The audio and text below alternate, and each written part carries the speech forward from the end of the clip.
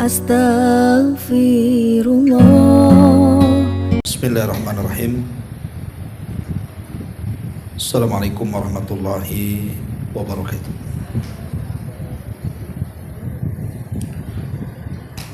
Alhamdulillah wassalatu wassalamu ala rasulillah wa ala alihi wa sahbihi wa mawalah wa la hawla wa la quwata illa billahi wa ala. Alhamdulillah, di pagi ini kita bisa kembali untuk mengkaji tafsir singkat dari surah Al-Baqarah, dan kita masuk pada ayat 159. Kita baca ayatnya. A'udzubillahi minasyaitonirrajim. Bismillahirrahmanirrahim. Innal ladzina yaktumuna ma anzalna minal bayyinati wal huda min ba'di ma bayyanahu lin-nasi fil kitabi ulaika yal'anuhumullahu wa yal'anuhumul la'inun. Sesungguhnya orang-orang yang menyembunyikan apa yang telah kami turunkan berupa keterangan-keterangan ataupun petunjuk setelah kami jelaskan kepada manusia dalam kitab Al-Quran, mereka itulah yang dilaknat Allah dan dilaknat pula orang-orang yang dan dilaknat pula oleh mereka yang melaknatnya.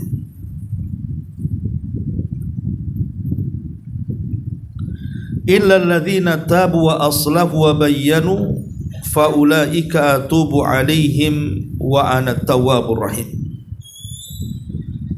Kecuali mereka yang telah bertobat, mengadakan perbaikan dan menjelaskannya, mereka itulah yang aku terima taubatnya, dan akulah yang maha penerima taubat lagi maha penyayang.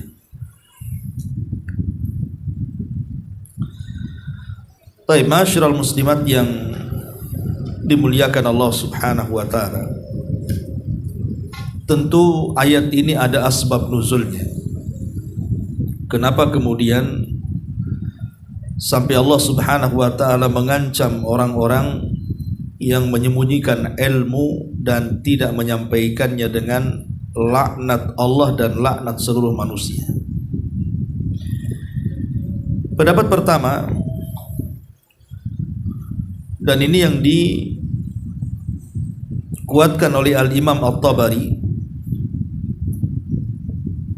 bahwa kebanyakan ahli tafsir mengatakan bahwa ayat ini turun kepada orang-orang Yahudi, para pembesarnya tentunya, dan juga orang-orang Nasrani.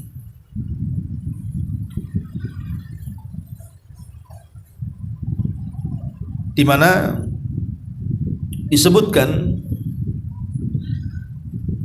bahwa orang-orang pembesar Yahudi dan pembesar Nasrani ini, mereka menyembunyikan tentang kerasulan dan kenabian Nabi kita Muhammad sallallahu alaihi wasallam yang tercantum dalam kitab-kitab mereka. Jadi mereka tidak jujur bahwa sebenarnya nubuah Nabi kita Muhammad sallallahu alaihi wasallam, kemudian juga kapan diangkatnya beliau menjadi Rasul, serta sifat-sifatnya itu semua sudah ada dalam Taurat dan Injil. Tetapi kemudian mereka menyembunyikan, tentu karena hasad mereka kepada kita kaum muslimin, sehingga kemudian mereka tidak mau jujur dalam menyampaikan. Seperti yang ma'ruf yang sering saya kisahkan tentang kisahnya Huyai ibn Akhtab, di mana dia tahu kebenaran. Ketika Yasir saudaranya mengatakan, apakah memang Muhammad itu nabi yang ada dalam ciri-ciri yang kita baca dalam kitab-kitab kita? Kata Huyai ibn Akhtab, ya, dialah nabinya. Tetapi selama nyawa berada dalam badanku, aku akan terus memeranginya. Padahal dia tahu kebenaran, tapi menyembunyikannya. Ini satu pendapat. Ma'asyiral muslimat yang dimuliakan Allah Subhanahu wa taala, pendapat yang kedua, pendapat ini juga dinukilkan oleh Imam At-Tabari dengan sanadnya sampai kepada Ibnu Abbas radhiyallahu anhuma, bahwa Mu'adz bin Jabal, saudara Bani Salimah, dan Sa'ad ibn Mu'adz, saudara daripada Bani Abdil Ashal, dan juga Kharijah ibn Zaid, saudara dari Bani Al-Haris ibn Khajraj, di mana mereka bertanya kepada sekelompok dari para pembesar Yahudi. Jadi 3 sahabat ini, Mu'adz bin Jabal, kemudian Sa'ad ibn Mu'adz, dan juga Kharijah ibn Zaid ini datang kepada sekelompok dari pembesar Yahudi. Mereka bertanya tentang amma fit Taurat, tentang isi daripada Taurat itu seperti apa. Tapi kemudian mereka tidak mau membacakan Taurat kepada 3 sahabat mulia ini. Dari sini Allah Subhanahu wa taala turunkan ayat, innal ladzina yaktumuna ma anzalna minal bayyinati wal huda. Sesungguhnya orang-orang yang menyembunyikan apa yang kami turunkan dari keterangan-keterangan dan petunjuk ila akhiril ayat. Jadi orang-orang Yahudi itu tidak mau mereka menyingkap isi Taurat kepada kaum muslimin. Ingat ketika ada 2 orang yang berzina dari kalangan Yahudi, kemudian karena yang berzina ini kan anak pembesar, sementara kita tahu bahwa Yahudi di Madinah itu kan sudah terikat dengan perjanjian dalam kesatuan piagam Madinah. Jadi hukum mereka mengikuti hukum Islam. Jadi kalau mereka berzina, maka mereka dirajam. Nah, sementara hukum Islam dengan hukum Taurat tidak bertentangan. Tiba-tiba kemudian ketika Nabi SAW meminta agar pembesar mereka membacakan tentang hukum orang yang berzina, tiba-tiba beberapa lafaz yang ada dalam Taurat itu ditutup tangan mereka, seolah-olah tidak ada hukum rajam di situ. Tapi ketahuan karena di samping Rasul ada tokoh Yahudi yang masuk Islam, namanya Abdullah ibn Salam. Kemudian Abdullah ibn Salam mengatakan kepada Yahudi yang menutup ayat itu, angkat tangan. Maka ketika diangkat rupanya ada ayat tentang rajam di situ. Mereka berusaha untuk menutupi, makanya kemudian di sini Allah Subhanahu wa taala turunkan ayat ini sebagai ancaman bagi mereka orang-orang Yahudi ataupun Nasrani yang menutup-nutup tentang isi daripada Taurat dan juga Injil mereka. Tetapi ma'asyiral muslimat yang dimuliakan Allah Subhanahu wa taala, sebuah ibrah itu dalam Quran bukan karena sebab turun. Sering saya ulang-ulang, ini kaidah Quran.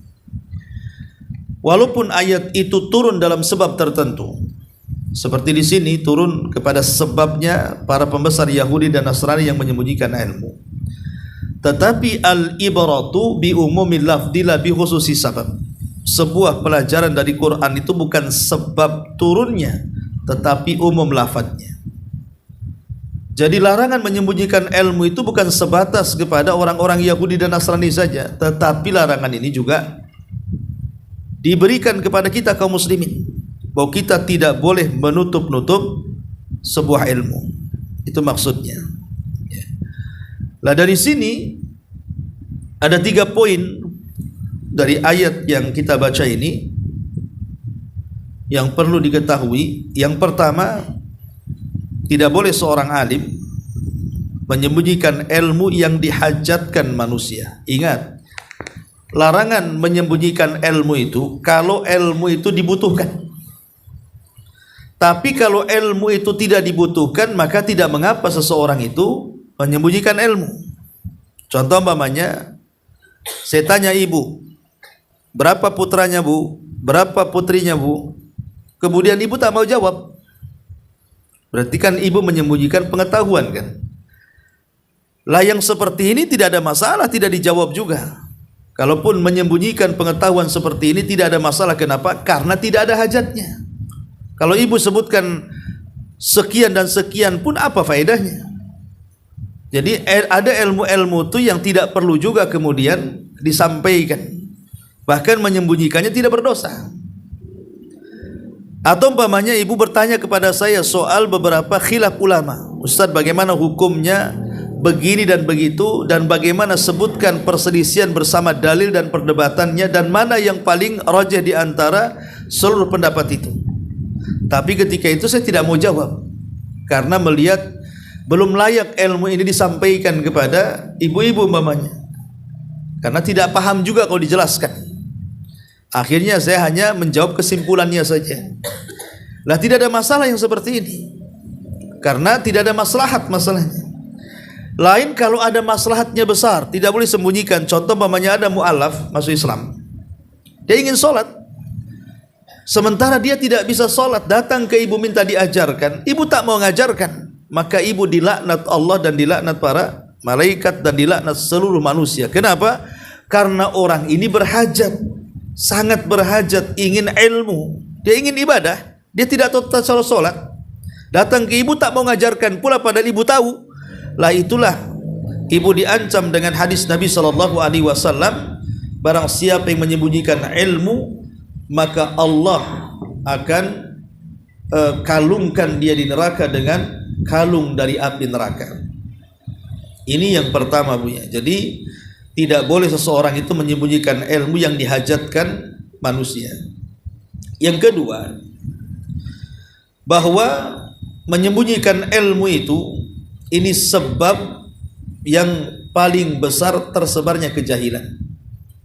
Kalau ilmu ditutup-tutupi, manusia akan jahil teruslah. Sampaikan ilmu itu. Walaupun umpamanya kalaupun disampaikan rasanya pahit gitu ya, mungkin tidak semua orang mau menerimanya, karena sudah terbiasa mungkin manusia itu berada di atas adat istiadat tertentu ataupun kebiasaan tertentu yang kalau disingkap kebenarannya, adat tersebut mungkin tidak ada, bahkan mungkin mungkar, bahkan masuk kategori bid'ah dan yang semacamnya. Walaupun mungkin harus seperti itu konsekuensinya, tapi tetap kita harus menyampaikan supaya manusia tahu dan supaya manusia tidak jahil, karena menutup ilmu itu sama dengan membuka pintu kejahilan. Ini yang kedua. Kemudian yang ketiga, dan siapapun yang Allah Subhanahu wa taala berikan rezeki pengetahuan,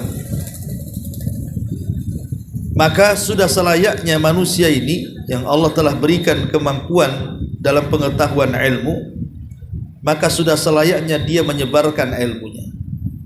Kenapa demikian? Supaya manfaat ilmu yang ia miliki itu bukan hanya bermanfaat untuk dia saja, tetapi juga bermanfaat untuk orang lain. Sebab kalau ilmu itu dibelanjakan bertambah, tapi kalau harta dibelanjakan kan habis. Dan supaya manfaatnya itu jariyah. Jariyah itu maksudnya sampai kepada kematiannya. Idza mata ibnu Adam inqata amaluhu illa min thalathin, sadaqatin jariyah au ilmin yuntafau bih, ataupun ilmu yang bermanfaat bagi dia. Ma'asyiral muslimin muslimat yang dimuliakan Allah Subhanahu wa taala. Lalu apa faedah terbesar seseorang itu menyebarkan ilmu dan tidak menutupnya? Pertama, bahwa menyebarkan ilmu itu menyebabkan kathratul ajri. Orang yang menyebarkannya akan mendapatkan pahala yang melimpah. Satu hari ketika Nabi SAW memimpin perang Khaybar, dan perang Khaybar itu perang pertama kali Nabi SAW perang Khaybar itu adalah perang di mana Nabi SAW akhir kali memerangi orang-orang Yahudi. Orang-orang Yahudi Khaybar itu kan perang terakhir melawan orang Yahudi. Lah Nabi SAW berpesan kepada Ali ketika itu, karena Ali itu kan pemegang bendera dan di tangannya kemenangan. Kata Nabi SAW kepada Ali, ya Ali, la an yahdiyallahu bika rajulan wahida. Kalau seandainya lantaran dirimu Allah berikan kepada seseorang itu hidayah, khairun laka min khumrin na'am, itu lebih baik daripada unta merah. Maksudnya unta merah di sini adalah kendaraan yang paling megah di zaman itu. Sebutkan sekarang ini mobil yang paling mahal di zaman sekarang. Jadi kalau seandainya kita bisa memberikan satu orang hidayah lantaran kita, yang tadinya tidak sholat kita dakwai jadi sholat, yang tadinya tidak pernah ke pengajian ibu ajak akhirnya betah pula dia di pengajian, yang tadinya bakhil jadi dermawan, yang tadinya akidahnya rusak jadi lurus, disebabkan ibu yang menyampaikan hidayah kepada dia, hidayah Allah kepada dia, maka itu lebih baik dibandingkan kendaraan yang paling megah. Bahkan lebih tegas lagi Rasul mengatakan, man da'ila hudan kana lahu minal ajri mithla ujurin man tabi'ahu la yanqusu dzalika min ujurihim syai'a. Barang siapa yang mengajak manusia kepada hidayah Allah, maka dia dapat pahala seperti pahala-pahala orang yang mengikutinya tanpa mengurangi pahala mereka sedikit pun. Dari sini kita tahu bahwa menyebarkan ilmu itu bagian daripada multi level pahala. Semakin banyak orang yang mengkonsumsi ilmu yang kita sebar dan bermanfaat bagi mereka, maka semakin banyak pahala yang ibu dapat. Dan alhamdulillah Bu, hari ini Allah Subhanahu wa taala mudahkan semuanya untuk menyebarkan ilmu dengan adanya alat komunikasi, dengan adanya medsos, kan Allah mudahkan semuanya. Ibu dengan handphone itu bisa menasihati saudara-saudara ibu yang nun jauh di sana, yang mungkin terpisah bermil-mil, terpisah dengan gunung, terpisah dengan lautan. Kita bisa menasihati saudara kita dengan telepon kan gitu. Menasihati orang tua, menasihati saudara, menasihati kerabat gitu. Ataupun mamanya menasihati secara umum. Kita menulis mamanya tulisan-tulisan yang bermanfaat, atau mengeser tulisan-tulisan yang betul-betul tulisan bermanfaat. Jangan asal share-share saja, nanti berita hoax pula disebarkan. Artinya diteliti dulu. Nah kalau seandainya lantaran tulisan kita di Facebook kok ada yang baca, tiba-tiba kemudian bacaan itu menyadarkan dia, kan kita tidak tahu Bu. Ibu nge-share nih, berapa orang yang nonton, berapa orang yang melihat, berapa orang yang nge-share ke sana kemari dari tulisan kita, kan kita tidak tahu. Boleh jadi dari sekian orang yang membaca, yang menonton, yang melihat, yang mendengar itu, ada pun yang dapat hidayah. Makanya kenapa kemudian orang yang menyebarkan ilmu itu dia akan mendapatkan pahala yang banyak sekali. Yang kedua, orang yang menyebarkan ilmu itu, maka dia akan mendapatkan salawat dari Allah dan salawat dari para malaikat-malaikat Allah dan salawat dari seluruh makhluk-makhluk Allah. Dan itu diisyaratkan dalam hadis Nabi sallallahu alaihi wasallam, innallaha wa malaikatahu wa ahlas samawati wal aradin hatta namlata fi juhriha wa hatta al-huta la yusalluna ala muallimin nasil khaira. Apa kata Rasul? Sesungguhnya Allah, kemudian para malaikatnya, kemudian penduduk langit dan buminya, sampai kepada semut yang ada di lubangnya, sampai kepada ikan yang ada di dasar lautannya, mereka semua bersalawat kepada para pengajar manusia kebaikan, orang-orang yang menyebarkan ilmu. Tentu salawatnya malaikat apa? Allah akan memuji kita di langit sana. Jadi kalau Allah bersalawat kepada kita itu maksudnya nama kita sedang dipuja-puji oleh Allah di hadapan malaikat-malaikat yang ada di langit, di hadapan Jibril, Mikail, Israfil, seluruh malaikat di langit. Ibu jadi selebritis langit jadinya, karena nama kita disebut-sebut di sana. Itu artinya salawat Allah kepada kita. Adapun salawatnya malaikat kepada kita, maknanya malaikat memintakan ampun akan dosa-dosa kita. Jadi malaikat akan mengepakkan sayapnya, kemudian akan memintakan ampun akan dosa-dosa orang-orang yang menyebarkan ilmu kebaikan kepada manusia. Adapun salawatnya makhluk-makhluk Allah selain daripada para malaikat seperti penduduk bumi, penduduk langit, sampai kepada semut dan juga ikan yang ada di dasar lautan, juga mereka bersalawat, artinya mereka memintakan ampun akan dosa-dosa kita. Dan itu dijelaskan di banyak riwayat dalam hadis Nabi SAW. Ini yang kedua. Yang ketiga, bahwa keutamaan menyebarkan ilmu adalah al-aunu wa qada'ul hajati, lianna nashiral ilmi yas'a fi qada'i a'zam hajatin wa amassiha, ala wa hiya hajatul khalqi ilal fiqhi wa ta'allumi fid din. Dengan menyebarkan ilmu, hakikatnya kita membantu saudara kita, membantu saudara kita dan mendapatkan hajat-hajat mereka. Karena orang yang menyebarkan ilmu, hakikatnya dia telah menyebarkan seagung-agungnya hajat manusia yang dihajatkan seluruh manusia. Makanya ada istilah Imam Ahmad itu, hajatnya manusia kepada ilmu itu lebih dibandingkan kepada makan dan minumnya. Kenapa? Karena hajatnya manusia kepada ilmu itu sejumlah nafas yang dikeluarkannya. Coba bayangkan, ibu kalau makan pagi, siang, sore, malam, anggaplah 4 kali. Udah kenyang, kita malas makan itu.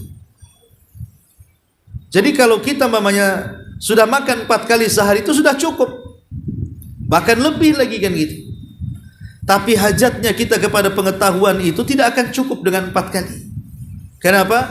Karena seluruh kehidupan kita ini ada aturan dalam agama. Mulai dari sebelum tidur apa doa yang dibaca, kemudian ketika tidur macam mana sunnah tidur itu, kemudian kalau mimpi buruk dalam tidur itu apa yang harus dibaca lagi, kemudian bangun dari tidur apa yang dibaca lagi, kemudian di situ ada salat, salat sunnah, salat wajib, puasa sunnah, puasa wajib, doa-doa, zikir-zikir dan macam-macam kan. Nah, kita berhajat kepada pengetahuan soal-soal itu. Makanya kemudian menyebarkan ilmu itu sama dengan kita menutupi hajat yang paling besar yang dihajatkan manusia. Kemudian yang nomor 4, orang yang menyebarkan ilmu maka dia akan mendapatkan al-khairiyatu wal afdaliyah, manusia terbaik dan manusia termulia di kolong langit. Dan itu berdasarkan sabda Nabi sallallahu alaihi wasallam, khairukum man ta'allamal Qur'an wa 'allamahu. Sebaik-baik kalian adalah orang yang mengajarkan Al-Quran, orang-orang yang belajar Al-Quran dan yang mengajarkannya. Tentu kalimat mengajarkannya artinya menyebarkan ilmu. Rasul mengatakan khairukum, seutama-utama kalian, sebaik-baik kalian. Dapatkan khairiyah di sini, manusia yang paling baik yang ada di kolong langit. Kemudian yang kelima, at-ta'assi bi anbiya'illahi azza wa jalla, tidak lebih dan kurang kecuali dalam rangka mencontoh budaya para nabi, budaya para sahabat, budaya para ulama. Kita mencontoh mereka, menjadikan teladan mereka. Laqad kana lakum fi Rasulillahi uswatun hasanah. Sungguh ada pada diri Nabi sallallahu alaihi wasallam itu suri teladan yang indah. Salah satunya adalah ketika menyebarkan kebaikan, menyebarkan ilmu. Kemudian yang keenam, dengan kita menyebarkan ilmu, hakikatnya kita sedang bersedekah. Sedang bersedekah. Dan sedekahnya ilmu jauh lebih baik dibandingkan sedekahnya harta. Ya, sedekah harta itu utama, tapi sedekah ilmu jauh lebih utama lagi. Karena manfaatnya bukan hanya di dunia, tapi sampai ke akhirat. Ilmu dan para ulama itu dihajatkan bukan hanya di dunia, sampai ke akhirat. Makanya ketika penduduk sorga berada di pasar-pasar sorga, kemudian Allah subhanahu wa ta'ala mendatangi mereka dan mengatakan, turiduna syai'an azidukum, maukah kalian ku tambah nikmat-nikmat yang sudah aku berikan kepada kalian? Maka seluruh ahli sorga yang ada di pasar itu mengatakan, sudah cukup ya Allah. Tapi Allah terus mendesak, suruh minta. Maka Allah Subhanahu wa taala mengatakan, kalau kalian tidak paham, tanyalah orang alim yang ada di situ. Jadi ulama itu di sorga saja sampai manfaat gitu ya, bukan di dunia saja orang bertanya kepada ulama, sampai di sorga pun orang tanya sama ulama. Ya, makanya di sini bahwa sedekah terbaik adalah sedekah ilmu. Kemudian juga di antaranya adalah orang yang menyebarkan kebaikan ataupun ilmu adalah Allah akan berikan kecerahan dalam wajahnya.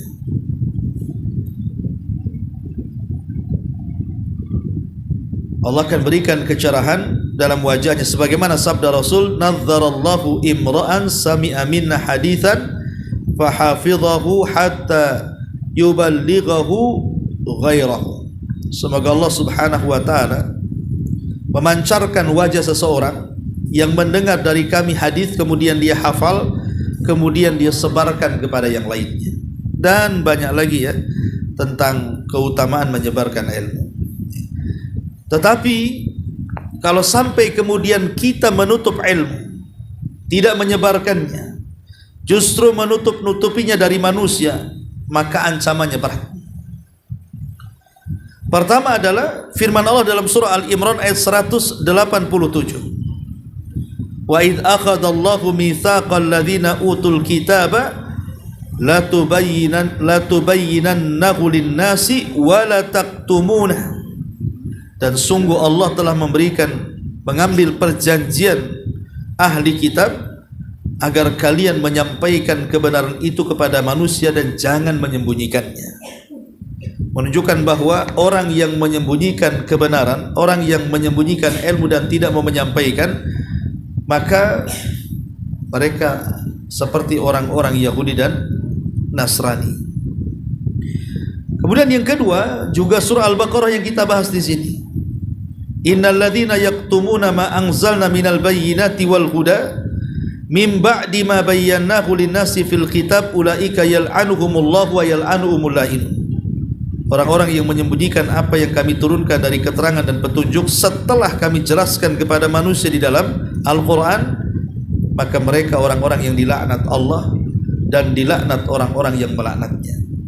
Dari sini menunjukkan bahwa orang yang menutup ilmu dan tidak mau menyebarkannya atau menyembunyikan ilmu dan tidak mau menyampaikannya, maka mereka terancam dengan laknat. Laknat dari Allah dan laknat dari seluruh makhluk-makhluk Allah Subhanahu wa taala. Ini yang kedua. Yang ketiga, hadis Nabi sallallahu alaihi wasallam, "Man katama ilman aljamahu Allahu yaumal qiyamah bilijamin min narin." Siapa yang menyembunyikan ilmu, maka Allah akan kalungkan pada hari kiamat dengan kalung dari api neraka. Lihat bagaimana diancam dengan dahsyatnya siksaan neraka orang-orang yang menyembunyikan ilmu. Kemudian yang keempat, hadis dari Abu Hurairah radhiyallahu anhu. Dia mengatakan, "Innan nas yaquluna aktsara Abu Hurairah walaula ayatani fi kitabillahi ma haddatsu haditsan." Kata Abu Hurairah, manusia menyangka bahwa Abu Hurairah telah banyak menguasai ini dan itu. Kata Abu Hurairah, kalaulah bukan karena 2 ayat dalam Quran, aku tidak akan meriwayatkan hadis. Kemudian mengisyaratkan dalam surah Al-Baqarah ayat 159 dan 160 yang tadi kita baca itu. Kalau bukan karena ayat ini, kata Abu Hurairah, aku tidak akan menyampaikan ilmu. Tapi gara-gara ayat ini, aku takut jadinya. Makanya aku sampaikan ilmu Nabi kepada umat. Dan kita lihat hari ini Abu Hurairah disebut-sebut namanya, bahkan 2/3 atau lebih mungkin dari hukum-hukum syariat Islam itu berasal dari riwayat Abu Hurairah radhiyallahu anhu. Ya. Ma'asyiral muslimat yang dimuliakan Allah Subhanahu wa taala. Ada yang mengatakan hadis tentang man su'ila an ilmin, barang siapa yang ditanya tentang ilmu fakatamahu maka dia menyembunyikannya, aljama yaumal qiyamah bilijamin min nar, maka akan dikalungkan pada hari kiamat dengan kalung dari api neraka. Kata para ulama bahwa hadis ini ada ancaman bagi orang-orang yang mereka menyembunyikan ilmu dan baru menyampaikan kecuali ada sebuah bayaran. Jadi kalau tidak dibayar dia tak mau menyampaikan.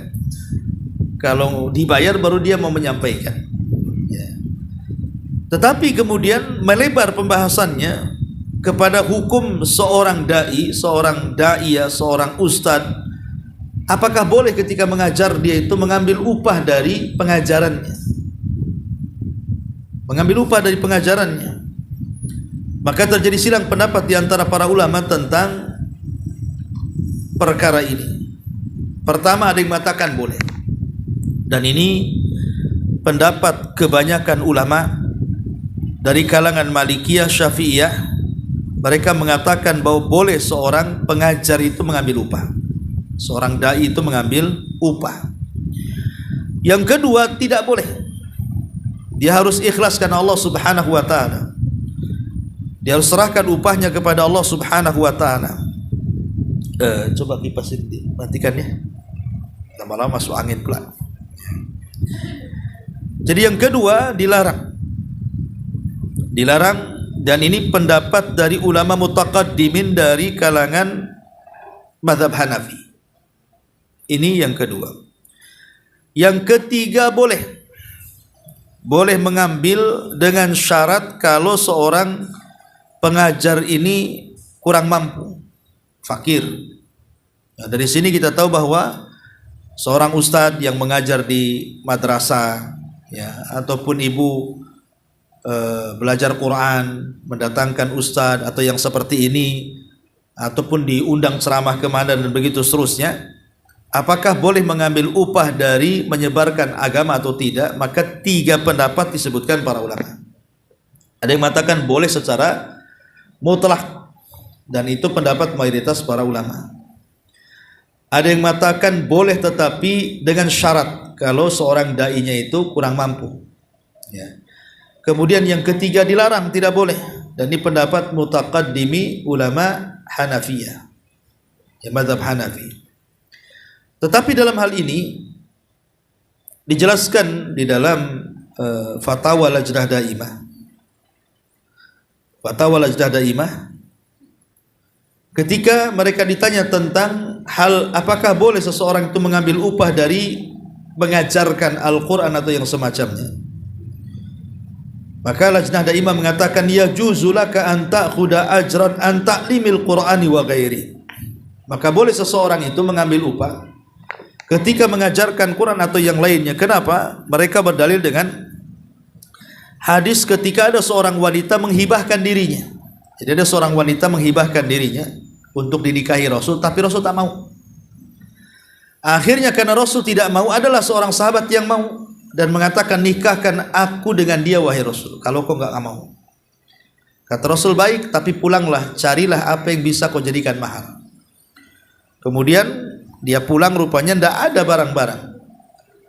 Kemudian dia ngomong, wahai Rasul, tidak ada yang punya, aku ini tidak punya barang untuk dijadikan mahar kecuali sarung yang kupakai. Kalau ku jadikan mahar, aku tak pakai sarung lah, kan itu. Kata Nabi SAW, cari lagi, walau khotaman min hadid, walaupun hanya selingkar besi, cincin, itu boleh jadi maharnya. Akhirnya dia cari, cincin pun tak ada. Cincin besi loh padahal, bukan cincin emas, ya. Ketika itu Rasul mengatakan, ya sudah, kalau kau tidak punya barang yang bisa kau jadikan mahar, kata Rasul, apakah engkau hafidha surata kada wa kada? Apakah engkau hafal surat ini, surat ini, surat ini, gitu.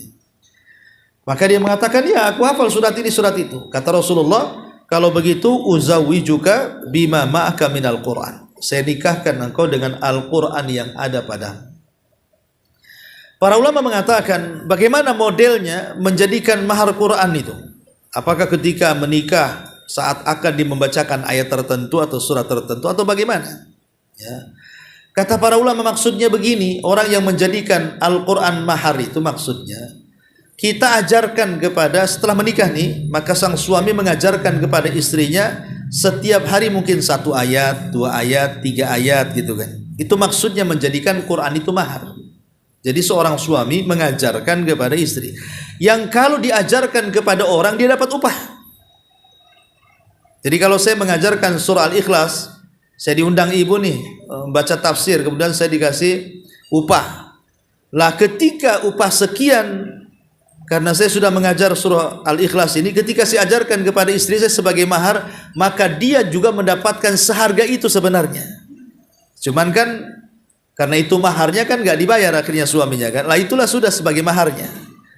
Nah, dari sini menunjukkan bahwa boleh seorang dai, seorang daiyah, seorang ustaz, seorang ustazah yang mengajar di pesantren, mengajar di yayasan, di panti asuhan, atau seorang dai yang diundang, itu boleh mengambil upah. Ini dalilnya.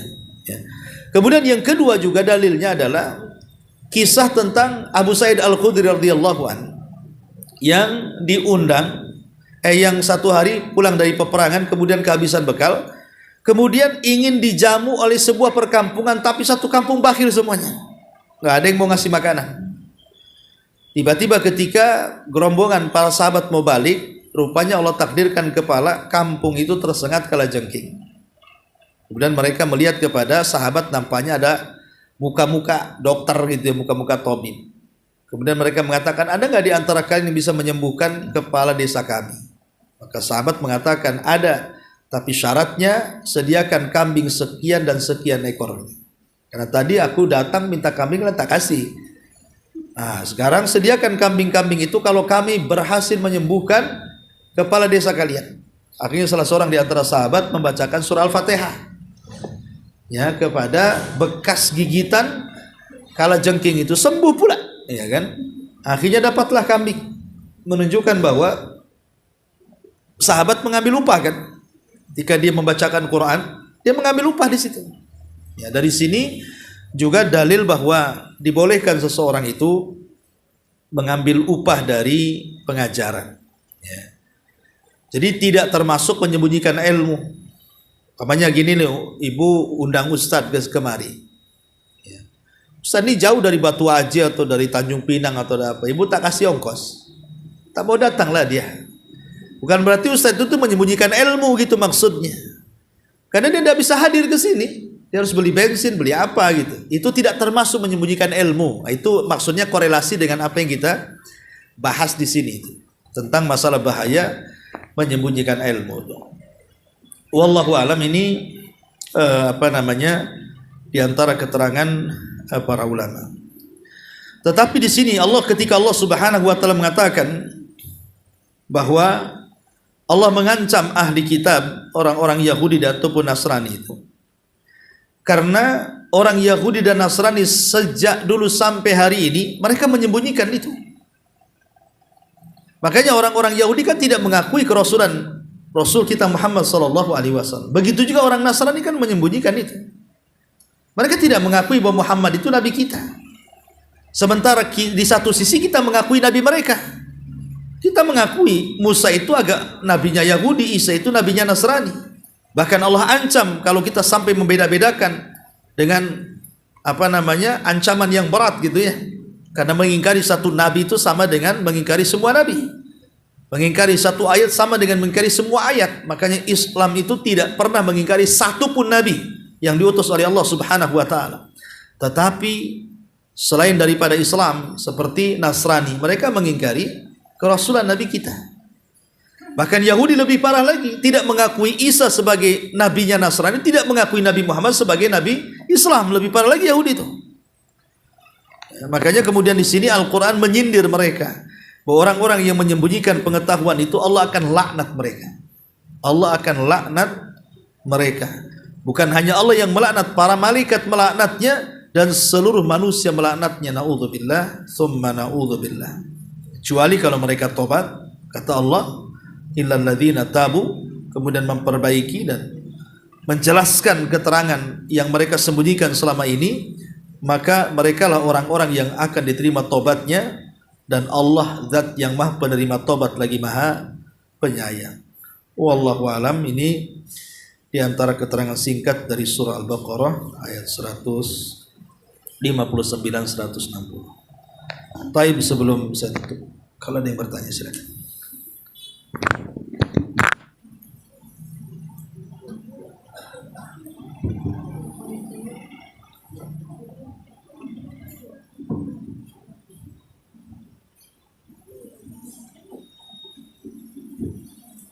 Assalamualaikum warahmatullahi wabarakatuh.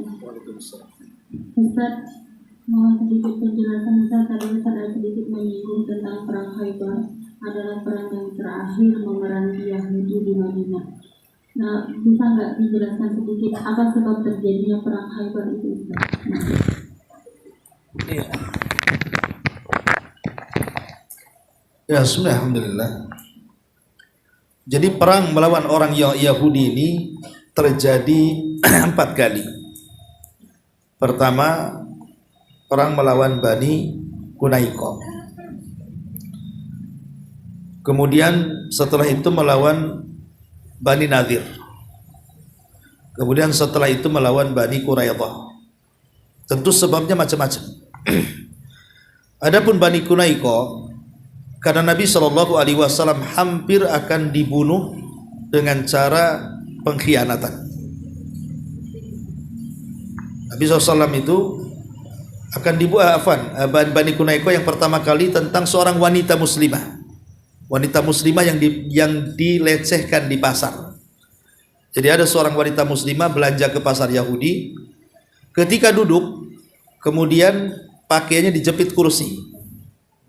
Ketika berdiri, tersingkap semua auratnya. Tertawakan oleh orang-orang Yahudi. Akhirnya ada seorang muslim, sahabat muslim, marah gara-gara pelecehan itu. Kemudian dibunuhlah orang yang melecehkan seorang muslimah tadi. Tiba-tiba satu pasar mengeroyok seorang muslim yang membunuh orang yang melecehkan seorang muslimah tadi.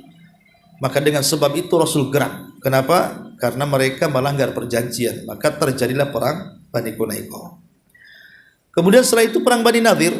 Perang Bani Nadir ini terjadi karena ketika Nabi SAW akan merundingkan sesuatu, sebuah case kriminal dengan orang-orang Yahudi, maka Bani Nadir menyiapkan sebuah tempat untuk Nabi berdiskusi dengan mereka. Tapi mereka licik. Mereka menempatkan tempat duduk Nabi di tempat tertentu yang nanti setelah Rasul duduk di situ akan ditimpa batu dari atas genteng. Jadi sudah disediakan batunya di genteng itu. Nanti kalau Rasul duduk di situ maka ditimpakan di situ di kepalanya. Tapi Jibril memberitahu, ya, makanya Rasul tidak jadi datang. Yang datang akhirnya pasukannya. Kemudian menyerang kabilah Bani Nadir.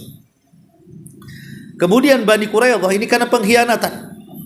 Jadi dalam perang Ahzab itu harusnya Bani Quraidah kan melindungi kaum muslimin karena mereka kan satu piagam. Mereka kan dalam piagam itu kalau musuh nyerang dari luar untuk saling melindungi. Tapi bukan melindungi, malah pro kepada musuh Bani Quraidah ini. Makanya setelah Allah menangkan dalam perang Ahzab, akhirnya Rasul murka. Diseranglah Bani Quraidah. Lah orang-orang yang tidak atau yang sakit hati dalam 3 peperangan ini, baik perang Bani Quraidah, Bani Nadir, Quraisy, lah orang-orang yang sakit hati itu mereka akhirnya berkumpul di Khaybar. Ya, Khaybar itu kan kota yang paling maju di zaman Nabi, karena di situ tempat perekonomian Madinah. Khaybar itu banyak pohon kurma di situ. Jadi orang-orang yang sakit hati itu ada di Khaybar, sehingga mereka merencanakan untuk melakukan menyerang balik kepada Rasul. Tapi Nabi SAW cerdas, sebelum mereka menyerang Rasul serang duluan.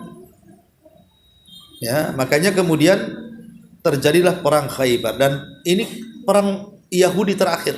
Karena setelah perang Khaybar itu kan Yahudi banyak yang kemudian hijrah ke Syam. Sudah nggak ada lagi di Madinah orang-orang Yahudi. Bahkan Rasul bersumpah setelah Fatu Mekah tidak ada satu jiwa pun Yahudi yang layak hidup di kota Madinah. Diusir semuanya. Sehingga mereka mengarah ke Syam gitu ya. Jadi perang Khaybar itu perang terakhir melawan orang Yahudi. Dan Rasulullah SAW berakhir di perang Tabuk. Ya, Tabuk itu musuhnya bukan Yahudi lagi, bukan orang-orang musyrik Quraisy lagi, karena semua sudah masuk Islam kan, kecuali orang-orang Yahudi yang sudah terusir. Nah, dalam perang Tabuk ini mereka melawan orang-orang Nasrani Romawi, dan itu pertama kali ya dilakukan Nabi SAW. Selepas itu Rasul meninggal dunia. Wallahu a'lam.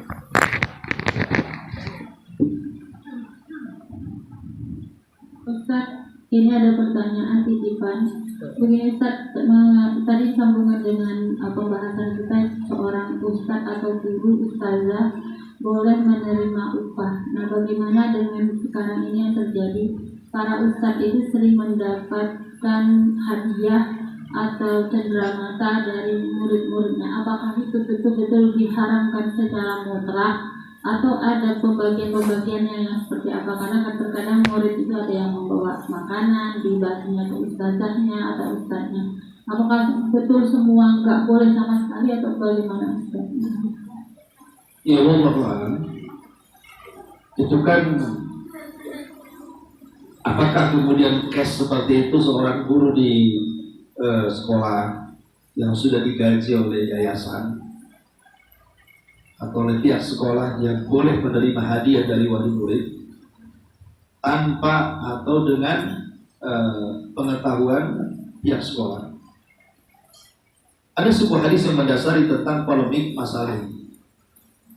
Ketika Nabi SAW mengutus orang yang memungut zakat. Jadi ada orang itu yang memang kerjanya pungut zakat. Di zaman Nabi datang ke orang-orang kaya ngambil zakat dari Baitul Mal. Jadi banyak orang kaya senang. Saya ini salah satu orang kaya yang pengeluar zakat. Ada dari Baitul Mal datang kepada saya minta zakatnya. Saya senang, kenapa? Karena saya tidak harus datang ke Baitul Mal, sudah dijemput zakatnya. Otomatis kan banyak waktu yang longgar gitu ya. Saking saya senangnya karena zakat saya diambil gitu ya, tanpa harus saya datang ke Baitul Mal. Jadi saya kasih hadiah. Ini untukmu sebagai hadiah karena sudah mengutip zakatku. Ini zakatku antar ke Baitul Mal.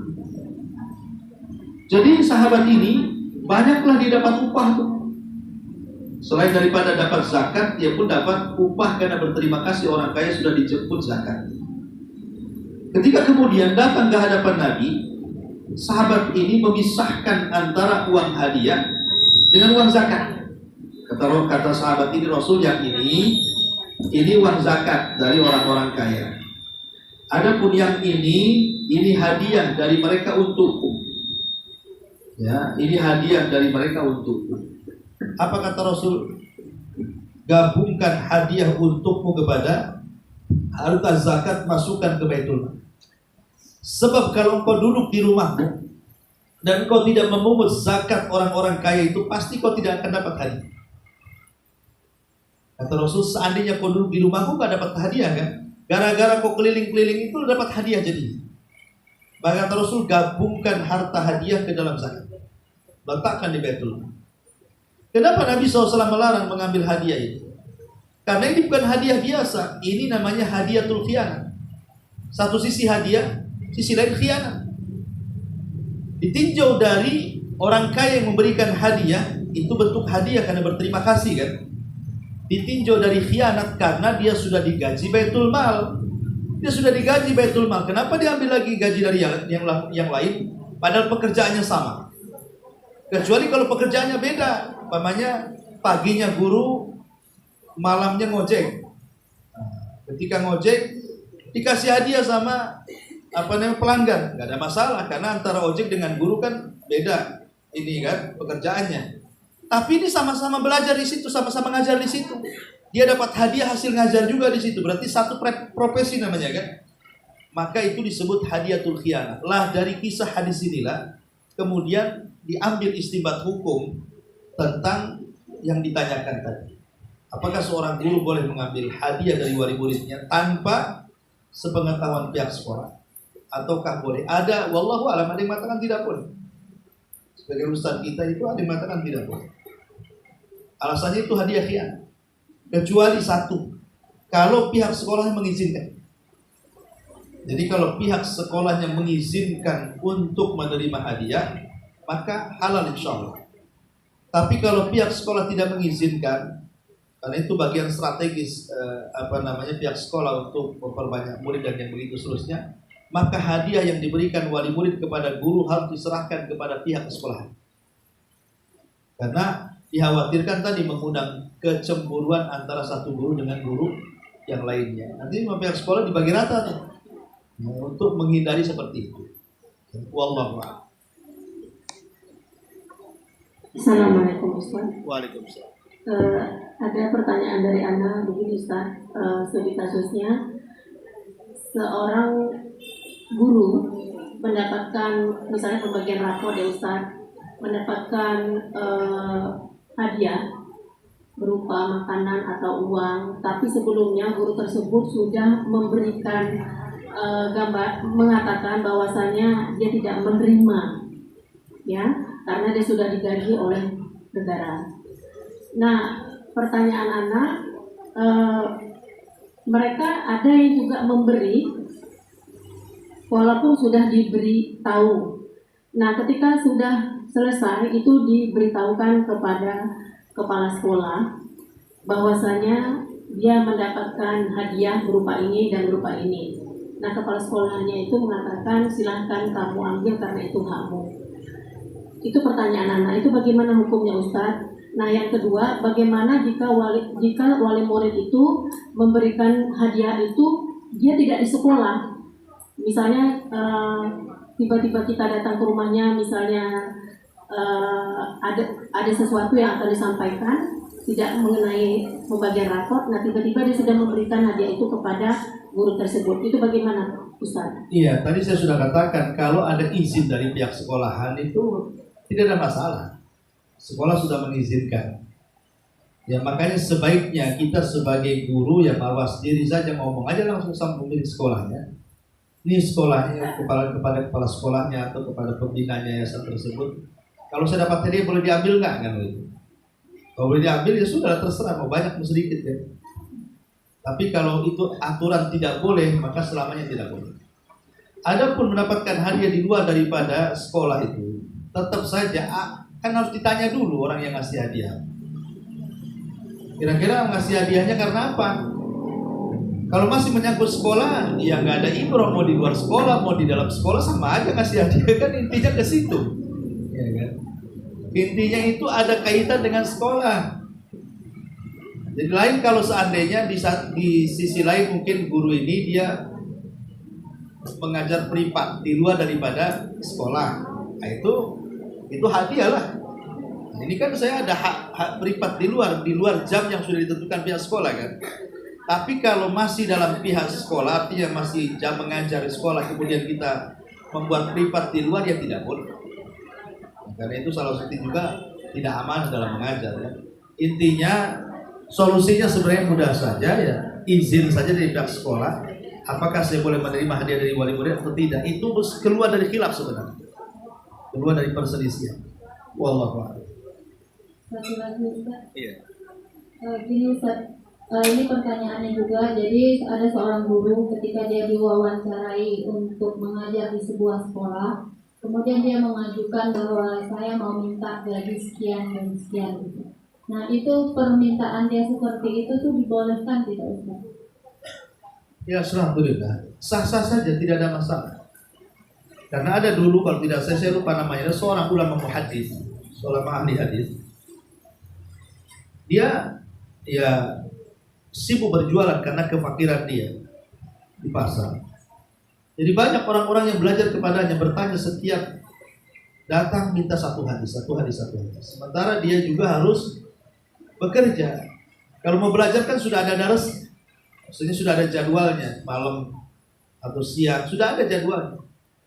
Tapi murid-muridnya ini karena haus dengan ilmu di zaman itu, di zaman salaf itu, dikejar-kejarlah gurunya sampai ke pasar.